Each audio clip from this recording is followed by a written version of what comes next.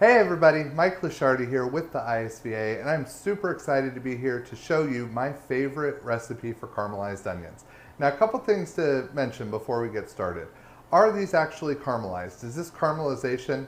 Technically, it's not. Technically, it is a Maillard reaction. But in our society, we call them caramelized onions, so I am sticking with that, okay? It's a super easy process, and people always ask, well, why the heck would I want to do it sous vide? I can just do it on the stove, super easy. It is easy, but it takes a long time. I don't really want to stand over the stove for 45 to 60 minutes, stirring and making sure nothing's burning.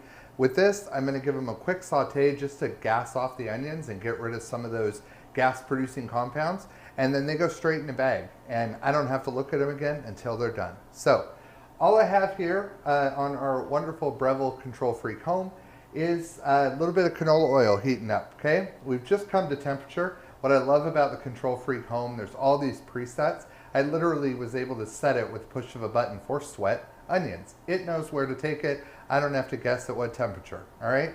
So I have here half of a white and half of a red onion. You can do all white, all yellow, all red. It works no matter what type of onion you use, okay? But we are going to just toss this into the pan.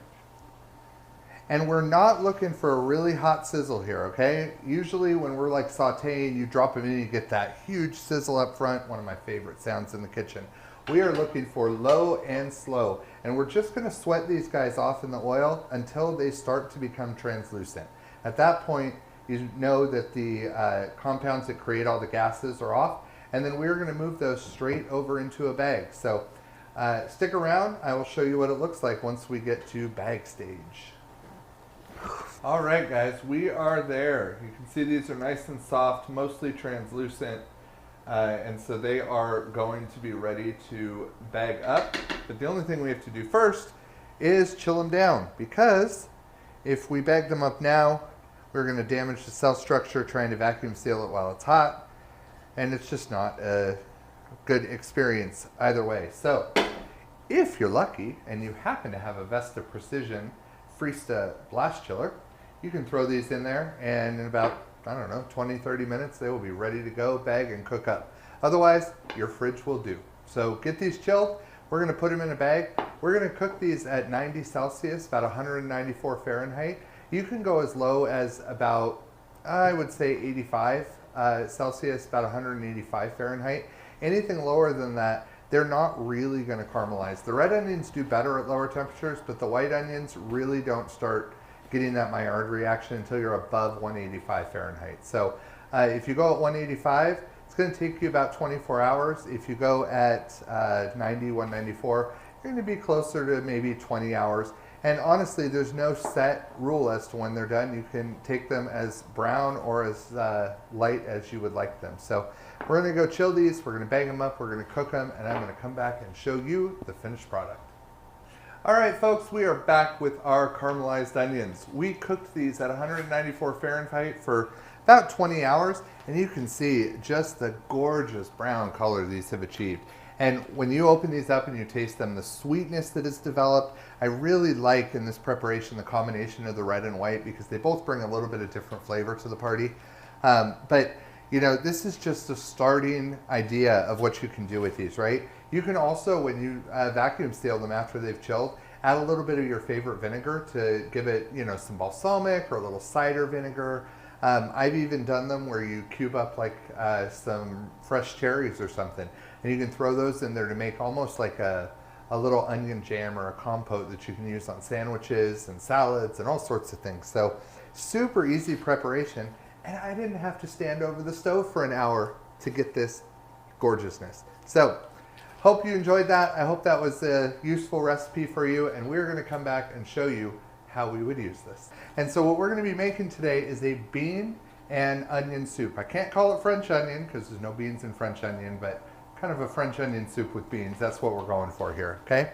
Now the beans I'm choosing to use, these come from our friends at Rancho Gordo, and they are a beautiful large bean called Ayocote Morado.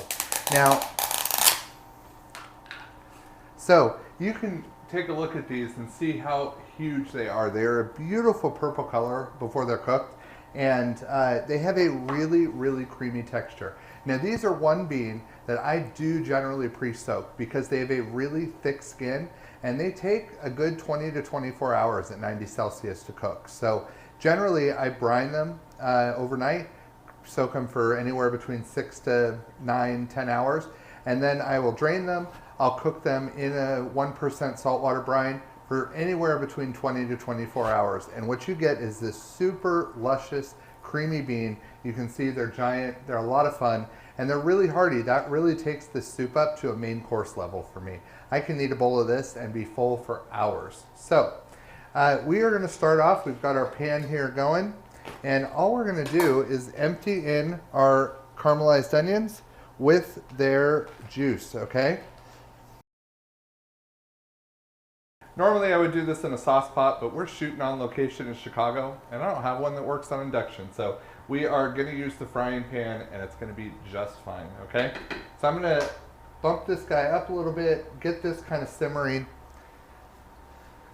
And you can see how much purge came out of those onions, which we would expect, right? There's so much water in onions as they cook for that long. You have a lot of juice. That's the base of our soup. And so to these, while they're heating up, I'm gonna add some of our cooked beans, probably a couple of cups. And that was about 4 onions worth of caramelized onions. So then we're gonna add our bean liquor. So this is just that brine that we cooked the beans in. You can see it absorbs so much of that flavor and those minerals that are coming out of the beans. This is delicious as a soup base, okay? So we're gonna go ahead and add that in with our onions as well. All right, so we added our bean liquor to really add some nice savory notes to this broth. And you know, those caramelized onions, the one thing, if we're using those as a base for the soup, they are super sweet, right? Because all those natural sugars in the onions are developing these beautiful caramely notes through the Maillard reaction. And so let me ask you, what taste will help tone down sweet? Any ideas? I bet you said sour, and you're wrong. It's salty. So what we're gonna do is we are going to take some soy sauce. We are going to take some Worcestershire sauce. And then we're also gonna go in with some black pepper and a little more salt to help tame that sweetness, okay?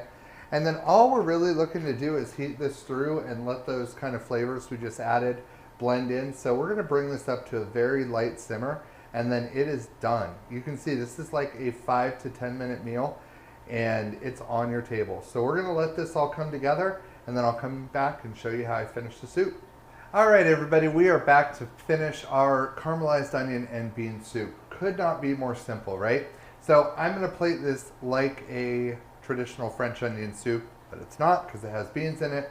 So we are going to just go in here. Gosh, look at those gorgeous onions and those real meaty beans in there. This is just a delicious and hearty meal. A little bit of sweetness from the onions, but we tamed that off with some of the savoriness from our other friends, the soy sauce.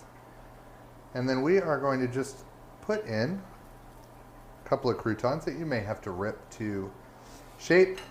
This is just baguette that I toasted up, and I want to get a nice little coverage there. And then we are going to grate over a little bit of Gruyere cheese. You could use any other cheese that you like, but I love the nutty flavor and the aroma of the Gruyere with this. This one's actually smoked, so it's going to bring a little bit of smoke to the party too, which is kind of fun here. Now, how do you finish this off? You know, most people would take this and put it under a broiler, and that is a perfectly reasonable decision. But we're not very reasonable here. And I like fire. So we're gonna just give that a quick little broil. We're gonna keep the torch moving and far enough away that it's gonna melt the cheese, but it's not gonna brown or get any little burnt bits on it.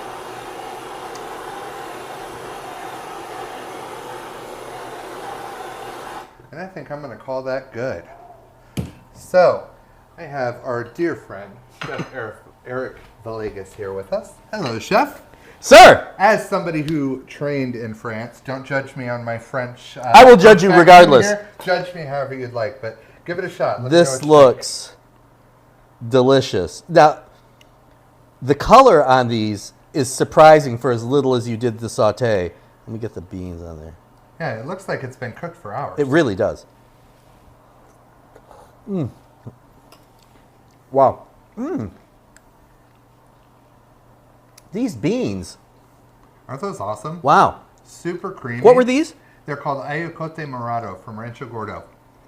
Big old purple fat beans. That is delicious. It Awesome. really is. I was okay. I was on the fence. I was hesitant. Yeah, I thought this guy doesn't know what he's doing.